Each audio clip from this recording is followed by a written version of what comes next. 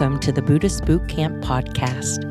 Our intention is to awaken, enlighten, enrich, and inspire a simple and uncomplicated life. Discover the benefits of mindful living with your host, Timber Hawkeye.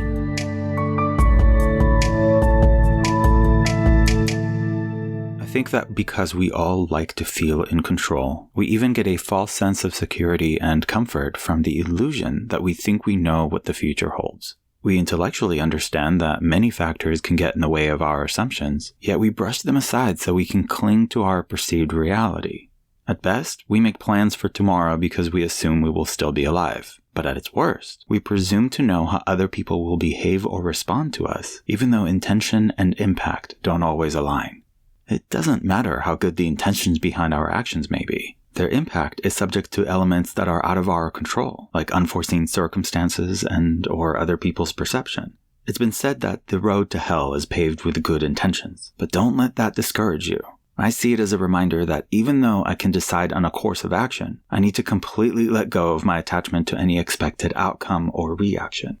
When I used to manage an online art gallery, for example, regardless of how the artist and I tried to price the paintings, the value of the work was ultimately determined by the collector who wanted to buy it, not by us. Every once in a while, nobody wanted to buy a complex drawing that took many hours of love and skilled labor, yet pieces that the artist considered downright juvenile sold for thousands of dollars. The value of the art was not up to us. But does that mean the art that didn't sell is worthless? Not necessarily. A few years ago, my friend got into a terrible car accident that sent her to the hospital for x-rays, which was great because that's how and when the doctors found her cancer early enough to remove it before it spread. If it wasn't for the car accident, who knows if or when she would have discovered the tumor. So was the car accident terrible, great, neither, or both? And as one more example for good measure, let's not forget that almost a decade ago, when my friend first suggested that I compile the emails I had sent to her over the course of 8 years and publish them as a book, my initial reaction was, why? Who would want to read them? And she said, that's not for you to decide. You just publish the book, and other people will decide if they want to read it. This brings us to a tricky dichotomy. On the one hand, the value of the book, the car accident, and the artwork is determined by the people impacted by them. But on the other hand, none of us are worthless, even if nobody sees our worth. Buddhism teaches us that we are all Buddhas, even though some of us are too blind to see it. Or, if you prefer, we are all God's children, even though many of us don't feel worthy of God's love. So what do? I believe we need to get out of our own way, so to speak. Stop trying to control everything and catch ourselves when we attempt to do the thinking on somebody else's behalf. Let's stop assuming, presuming, or deciding things for others, but rather decide for ourselves what is beautiful, important, valuable, or worthy of our attention, time, or energy. If someone doesn't see your worth, it doesn't mean you are worthless.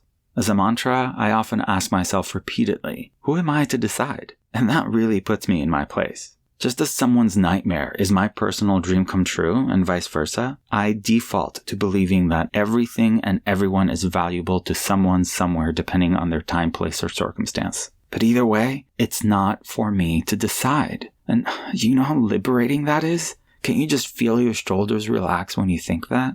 This is another invitation for each of us to remove ourselves from the center of the universe. Socrates said the unexamined life is not worth living. So let's give life more than a passive, dismissive, or perfunctory glance, and examine it until all concepts of worthlessness disappear. This will bring us closer to our Buddha nature than we were before. Loosen your grip on every step of the process, and completely let go of attachment to a preferred outcome or end result, because it's not up to you. And what a relief that is. I find that everyone says they want a life of leisure, but very few of us do anything leisurely. We spend so much of our lives white-knuckling our way through everything, which is why I hope that this podcast, when listened to frequently enough, can help us come to terms with the fact that we can't calm the storm. So stop trying. What you can do is calm yourself. The storm will pass. Relax your shoulders a little bit and exhale. Struggle is not a requirement. Enjoy the journey. I appreciate you walking beside me on this path. Namaste. Timber Hawkeye is the best-selling author of Faithfully Religionless and Buddhist Boot Camp. For additional information, please visit BuddhistBootCamp.com, where you can order autographed books to support the Prison Library Project, watch Timber's inspiring TED Talk, and join our monthly mailing list. We hope you have enjoyed this episode and invite you to subscribe for more thought-provoking discussions. Thank you for being a soldier of peace in the army of love.